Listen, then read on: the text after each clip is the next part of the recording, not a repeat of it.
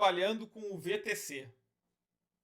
Galera, então, o que é o VTC, né? Às vezes as pessoas não sabem o que é o VTC, essa informação tá dentro da B3, né? Não é nenhuma novidade, vocês podem procurar no Google, etc. Mas, basicamente, o VTC, tá? É uma abreviação para operação estruturada, tá? De volatilidade da taxa de câmbio. Então, volatilidade, taxa de câmbio, VTC. Tá bom? É um mecanismo, né? Ele foi oferecido pela B3 para negociar em uma única operação, tá, pessoal? Contrato de opções e de futuros do dólar. Né? Então, o que acontece? Isso acaba criando o que? Uma trava de preços, que a gente chama. Por quê? Tu é um big player, né? Tem milhões, vocês criam opções de compra ou de venda do dólar, é criado, né? Dentro do mercado, é lançado pela B3 essas opções, e a gente trabalha, o banco vai trabalhar com essas opções de dólar, ou seja, se redeando, ou seja, ele trabalha lá com, eu quero que o dólar vá até tal valor, e lá, se passar desse valor, eu vendo minha opção, ou exerço minha opção, e etc.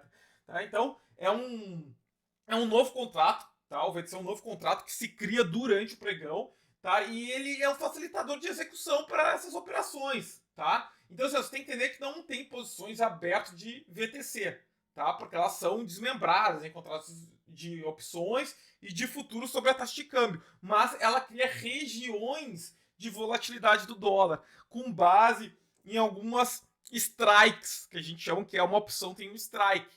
E o strike é normalmente uma região percentual que trabalha, via de regra, com esses 5 variantes, tá? Que é o 0,25, o 0,50, 0,75, 1 e 1,25. Raramente passa de 1,25, tá? Mas pode ocorrer. E aí o que vai acontecer? A gente pega o VTC, é feito um cálculo do VTC dentro da planilha, tá?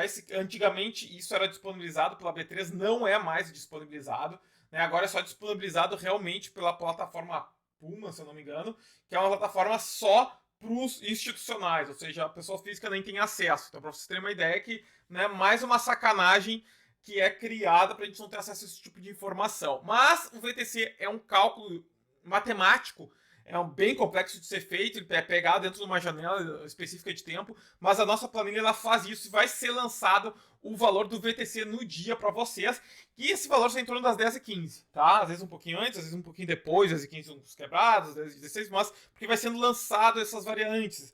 Mas é lançado esse valor, então vai sair o VTC, e quando sair o VTC, pessoal, automaticamente vai modificar aqui, ó, os alvos de compra, os alvos de venda, tá? E isso que é muito importante, são uma das regiões mais clássicas do mercado, para muitas vezes para considerar máximas e mínimas, né? Então, eu quero que vocês notem o seguinte: um dos pontos mais importantes, tá, é normalmente os 50%, porque o VTC, via de regra, ele está em 50%, 0,50%, tá, do percentual. Quando era acompanhado o VTC, normalmente esse era o padrão. Tinha um levezinho desvio ali para 0,54, 0,55, então daria até para trabalhar com 0,55 a favor do VTC. Mas não se preocupem, lembre-se, isso aqui, né, é a região, então a gente não precisa acertar o ponto exato, a gente só tem que saber aonde que tem uma região vendedora, que pode ser uma máxima, uma mínima, uma região compradora. Então, olhem só, a gente tem aqui o VTC do último pregão, aonde que foi a mínima? 1,58, né? O que a gente tem lá? Ó, chegou até estourar, né? 1,64,50. Olha como o mercado estava pesado, eles conseguiram aqui explodir, inclusive, as regiões do VTC, tá?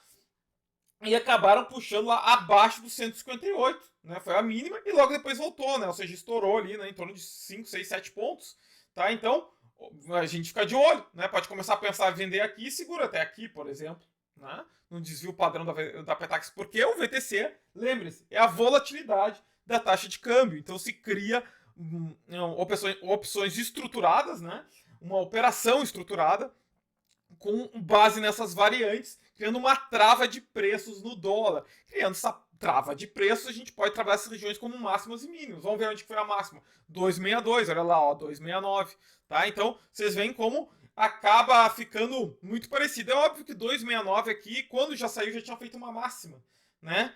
Mas é importante a gente ter ideia, porque caso o mercado saia estourando tudo, a gente tem essas regiões. Além disso, pode ter realizado durante o pregão pullbacks, etc. E nós vamos analisar isso num próximo vídeo para vocês entenderem, né, como o VTC funciona e se de repente durante o pregão essas regiões funcionaram no gráfico.